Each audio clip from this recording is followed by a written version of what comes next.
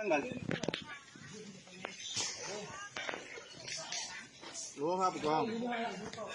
โอ้ยมันบริยอมดื้อหรอครับใส่ว่าจ้าไม่มีประโยชน์นะครับโอ้ยมันกลางชุดแล้วครับนัดเทียมเลยตรงอ้อมเอาไม่ใช่ต่อทีเลยโคตรแรกครับกลางแล้วมันตีตะปูใส่แล้วมันเหลี่ยวก็มาขึ้นผมก็ต้องเอาขวานตีตะปูมันออกตีมือมันจังหน่อยอะไรปวดหนึ่งเดินชื่อบอกมันเช่นยังไงนะครับนี่อาวุธเบิร์ดปืนก้นมันกระบอกนึงมัน6-7 คน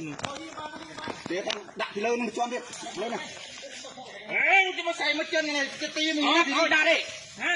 ตีมือนะไปวัดยืดเคลียร์เหมือนฝ่ายใหญ่ดิใหญ่ช่วยเข้าอีกก็ไม่ไอ้ดะเราดีเด้อตลอดเบอร์มันเอาดักตอนเรือวิ่งมันเรืออย่างนั้นก็มันเรือจอมีจอใหญ่กรมหน่อยอะไรจอมีนะจอมีหันกรมใจเด้งดักเคลียร์คนมีตัวใหญ่เคลียร์กรมตอนนี้อะไรวิจิตรทอดจงทอดอย่าทอดอะไรมึงทอดไปไอ้กวดน้ำเท่าเบียดหมานี่ตัดทิ้งนี่ขโมยด้วยมึงตัดนะโอ้ยบางเล่าไปด้วยเที่ยวรวดน้ำเขาใหญ่ดูโอ้เท่าจริงเลยรถทำตัวแล้วตัดไปนอนในบ้านเลยอดนิดเอาไปอะไรบ้างดาวดำมันสวยเว้ยเดี๋ยวจะบอก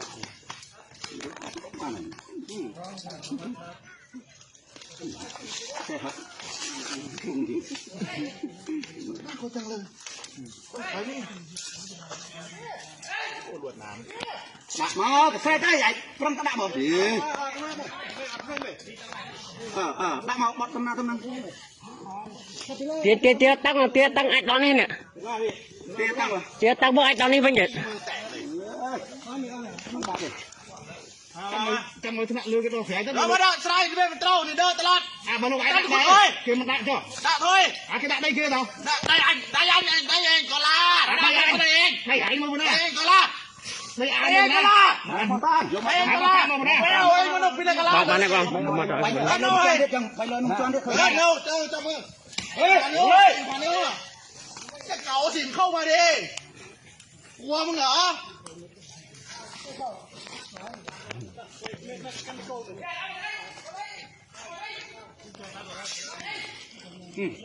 ไม่เป็นไรไปย้อนให้ผิดหน่อย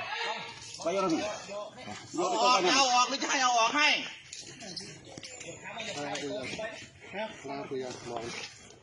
นั่นเป็นโกลินี่โกลิตรงไหนนี่เด็กโกนลูกเบียร์ตุ้ยการก็เลือสิยออะไรไว้นั่นเลย